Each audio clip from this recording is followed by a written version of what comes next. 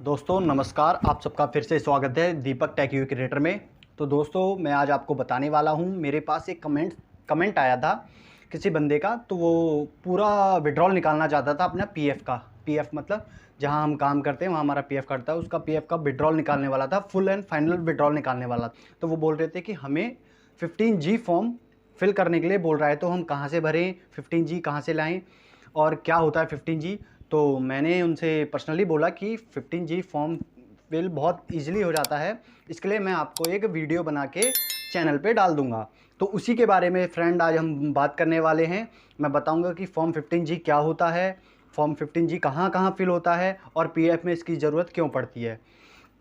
तो चलिए दोस्तों डिटेल में जानते हैं फॉर्म 15G होता क्या है। फॉर्म 15G वो होता है, ये इनकम टैक्स डिपार्टमेंट का एक फॉर्म होता है जिसमें कि आप टैक्स स्लैब के अंदर आते हैं तो आपका टैक्स कटेगा, अगर नहीं आते हैं तो आपका टैक्स नहीं कटेगा। तो जो इसका पीएफओ का टैक्स स्लैब है वो 2.5 लाख है, अगर 2.5 लाख से ऊपर के रकम पे फॉर्म फिल करा जाएगा तो आपका टैक्स कटेगा।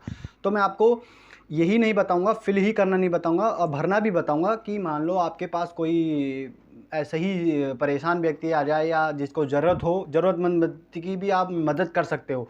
तो मैं आपको पूरी डिटेल में बताऊंगा लाइव के साथ फॉर्म कैसे भरना है, क्या क्या कहाँ पे क्या भरना है। तो वीडियो को बिना स्किप करे देखिएगा, अगर आपने थोड़ी सी भी स्किप करी तो आपको प्रॉब्लम हो सकती है, इसलिए स्किप मत करिएगा और वीडियो पूरी देखिएगा। तो चलते हैं हम सीधा आपको फॉर्म पे लाइव लेके कि कैसे भरना है, एक एक वर्ड एक एक टॉपिक मैं आपको बताऊंगा, क्लियर करूंगा।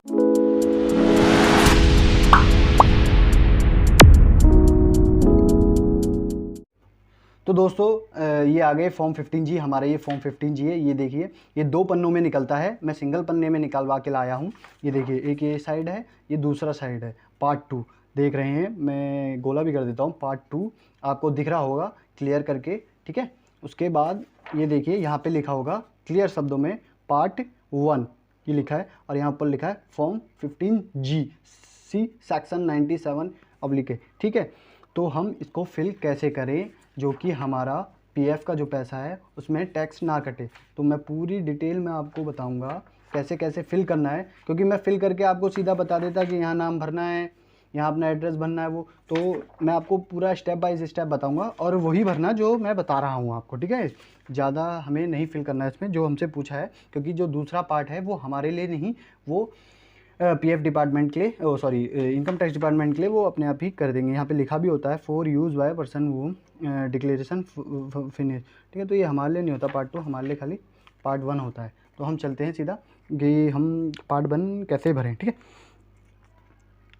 तो मैं आपको ऐसे बताऊंगा जैसे कि आप सीख जाएंगे और आपसे कोई अगर पूछे तो आप उसको भी बता पाएँ। दोस्तों मैं ऐसे ही बता देता हूँ कि मतलब कोई भी आपसे आप पूछे या भरे तो मैं बता दूँ आपको फॉर्म 15G किस लिए भरा जाता है। फॉर्म 15G मैंने आपको बता दी किस लिए भरा जाता है। अब हम चलते हैं सीधा भरने पे। तो name of SSC, name of SSC में हम वो भरेंगे जिसका हमने पीएफ निकालना है। तो जैसे हमें निकालना है किसी बंदे के, तो हम यहाँ पे भर देते हैं और फॉर्म अच्छे से भरिएगा गाइस, ठीक है। और फॉर्म या तो काले पेन से या फिर नीले पेन से, दोनों में से किसी भी एक पेन से भरिएगा, ठीक है। उसके बाद होता है पैन ऑफ एसएससी, यहाँ पे उसका पैन कार्ड नंबर लिख देना है जिसका भी आप पीएफ निकालें। उसके बाद अपना एड्रेस भर देना है, जो भी डोर है, नेम और परमिसेस, इसमें मतलब जो घर का जो नाम है वो भर देना या नहीं है। जैसे होता है ना कि किसी का भी घर, वो लक्ष्मी भवन, दुर्गा भवन, तो जैसे हमारा है तो हम भर देते हैं। उसके बाद असाइनमेंट ईयर क्या होता है दोस्तों, इसके बारे में मैं आपको अभी डिटेल में बताऊंगा, इसे छोड़ दीजिएगा। स्टेटस में आपको भरना है इंडिविजुअल, ठीक है। उसके बाद हमें अपना रोड, जो भी आपका लेन, जो भी गली नंबर है, जो भी हमारा जो है, फिर एरिया भर देना है जिस भी एरिया में, जैसे आपका जैसा हमारा है।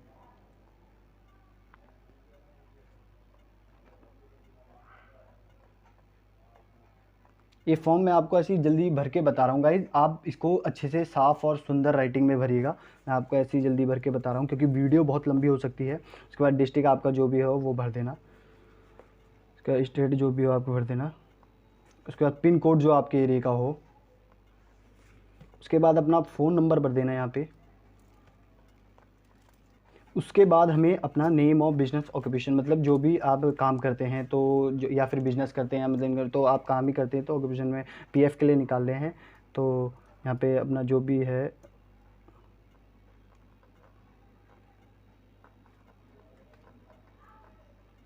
वो भर दीजिएगा, ठीक है।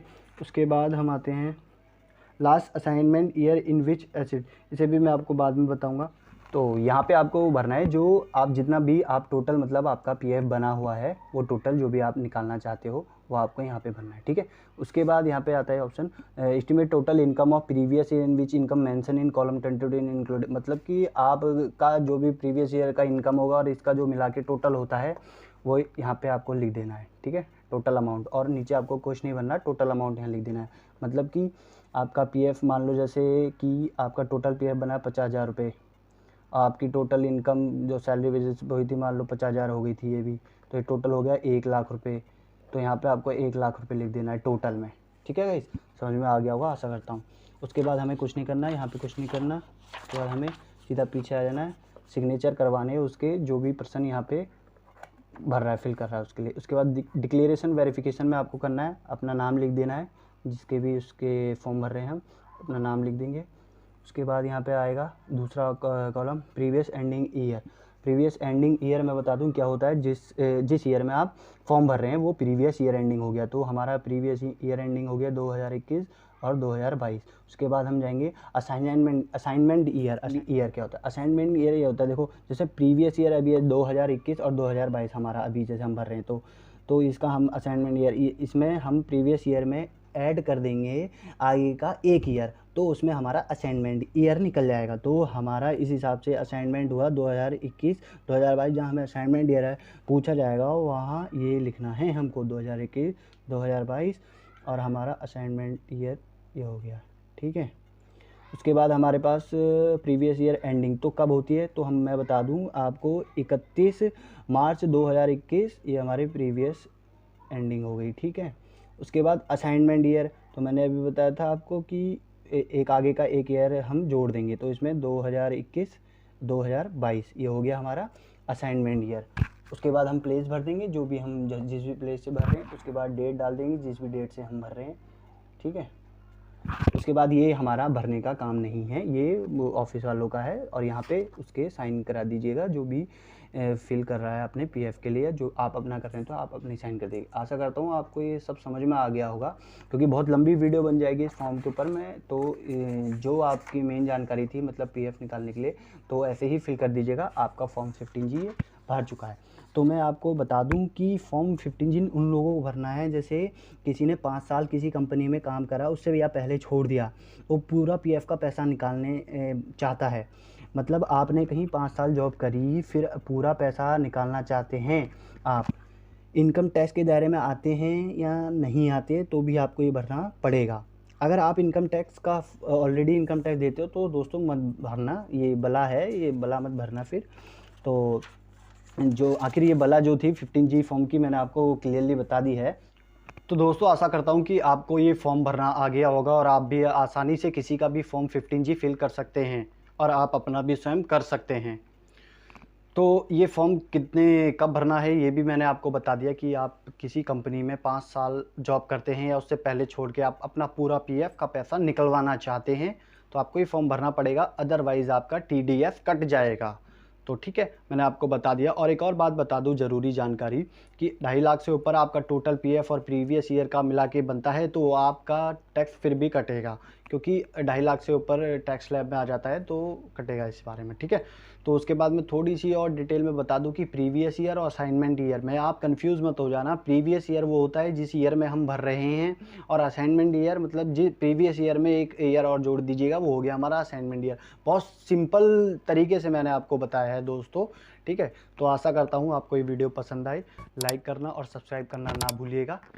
चलते हैं हम ऐसी और अधिक जानकारी लेकर, धीरे धीरे सारी जानकारी आपको देंगे। धन्यवाद।